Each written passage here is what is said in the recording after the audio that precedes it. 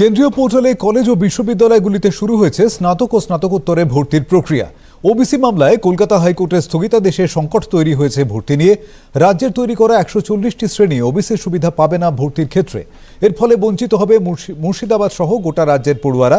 রাজ্য সরকারের তুষ্টিকরণের রাজনীতির জন্যই প্রকৃত ওবিসি শ্রেণীভুক্ত পড়ুয়ারা এই সুবিধা পাবে না বলে তাদের ক্ষোভ উগড়ে দিয়েছেন।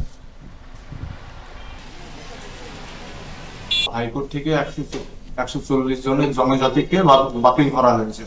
তো এখানে আমরা সকলেই জানি রাজ্য সরকার কেমন আইন মানে।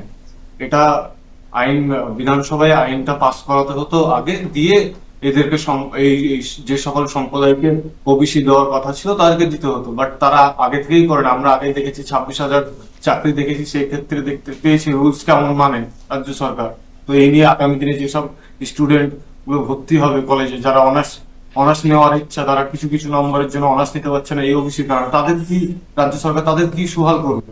এই রাজ্যের নিম্নবিত্ত এবং মধ্যবিত্ত যে পরিবারের সাধারণ ছাত্রছাত্রী, তাদের পড়াশোনা চালিয়ে যাওয়ার ক্ষেত্রে এবং কলেজে ভর্তির ক্ষেত্রে এবং যে সমস্ত পরীক্ষাগুলো হয় সেই পরীক্ষাগুলো বসার ক্ষেত্রেও বিভিন্ন সমস্যার সম্মুখীন হতে হয়েছে।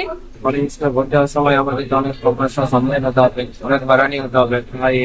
ওবিসি বাতিল না করা, বাতিল করলে আমাদের অনেক সমস্যার সম্মুখীন হতে হবে। আমাদের ওবিসি জানে বাতিল না হয়, এই জন্য মানে এগিয়ে যেতে হবে বা লড়াই করতে হবে আমাদের। নিম্নবিত্ত ঘরের ছেলে মেয়েরা তারা রিজার্ভেশনের সাহায্যে অনেকটা ভালো ভালো শিক্ষা প্রতিষ্ঠানে পড়তে যায়। এবার সেটাতেই প্রথম সমস্যা হবে, কারণ তারা তো খুব ভালোভাবে পড়তে পারেনি, হয়তো খুব ভালো শিক্ষা পায়নি সমস্ত জায়গা থেকে। তো তারা যখন পড়তে যাচ্ছে একটা ভালো জায়গায়, তারা একটু রিজার্ভেশনে আসার পরে, তো সেই রিজার্ভেশনটা তারা না পেলে যে সমস্যাটুকু হয় সেটাই হবে।